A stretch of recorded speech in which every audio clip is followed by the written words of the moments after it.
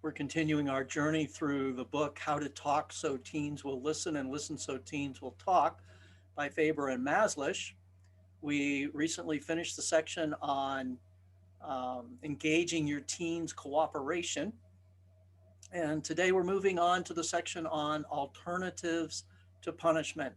Alternatives to punishment. And even though their book is not a faith based book, it has a lot of great principles in it. But I want to speak for a moment as a parent coming from a faith based context and maybe speaking to many people who are coming from a similar context. And I want to emphasize there's a difference between punishment and discipline. And we are called as parents in the New Testament to discipline our children, not punishment. It, punishing is making somebody pay for doing wrong. Discipline is different. We understand this even in the spiritual context. We know and believe, according to Romans 5:8, that God demonstrated his own love toward us and that while we were yet sinners, Christ died for us.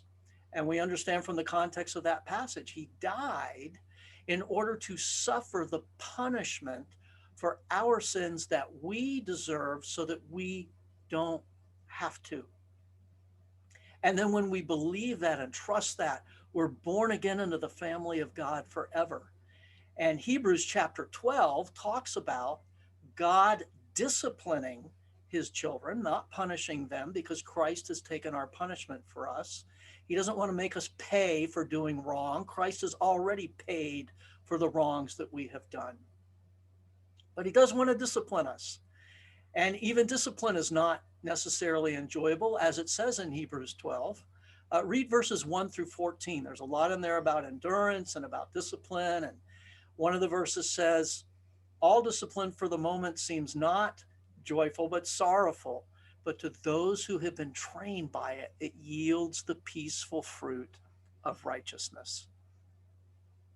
So discipline is not punishment, even though many use the terms interchangeably.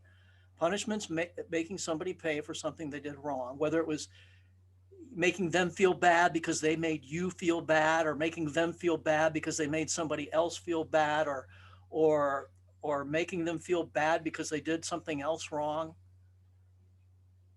Discipline is about teaching them to do right.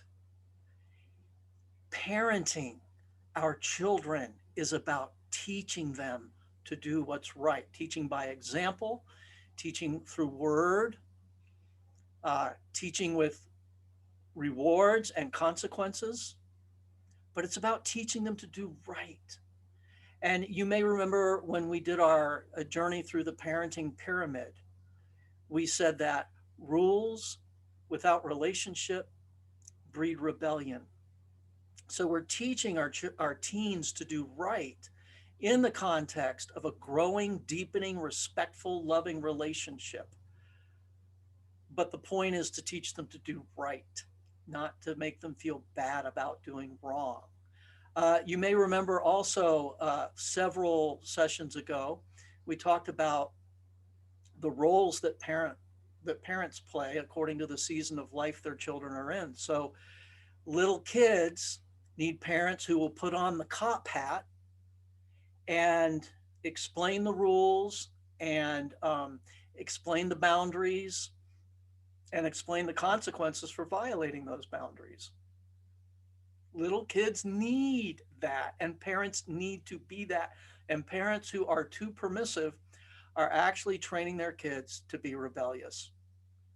And so when the kids get older, like preteen, teenage years, they need the parent to put on the coach cap, to look for their strengths and encourage their strengths and develop their strengths and to cheer them on and to help them push themselves and to go a little bit further. And then when teens become adult children, parents need to put on the consulting hat when asked. But for now, we're on the coach cap. And we're saying there are alternatives to punishment.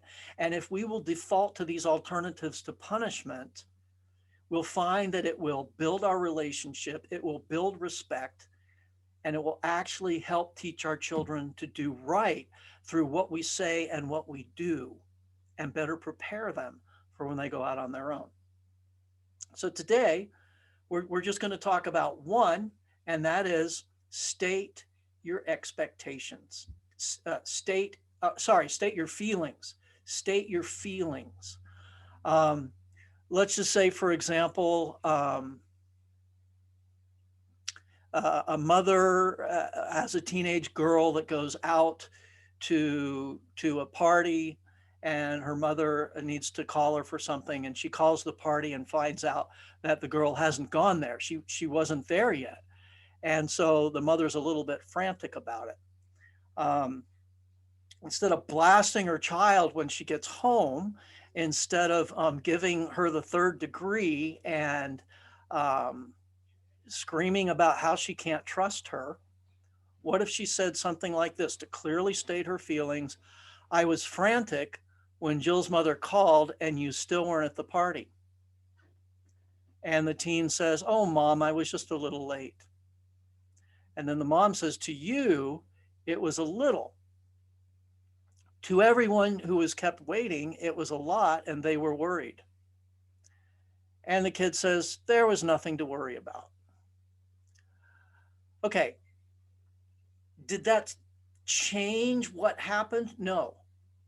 But did it change the interaction and the experience of the mother and daughter's conversation? Yes, because it didn't devolve into yelling and screaming and accusing and slamming doors.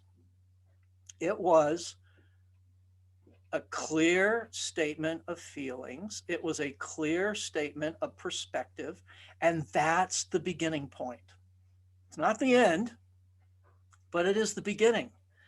And so nobody here, and especially me, is trying to say, we let our kids do whatever they want. It doesn't matter how anybody else feels. It does matter. It matters how their parents feel. It matters how their friends feel. It matters how their friends' parents feel. It matters how their teachers feel. It matters how their employers feel. Those things don't control everything that our kids do or everything that we do, but they're important. And we teach our kids that they're important when we clearly state our feelings.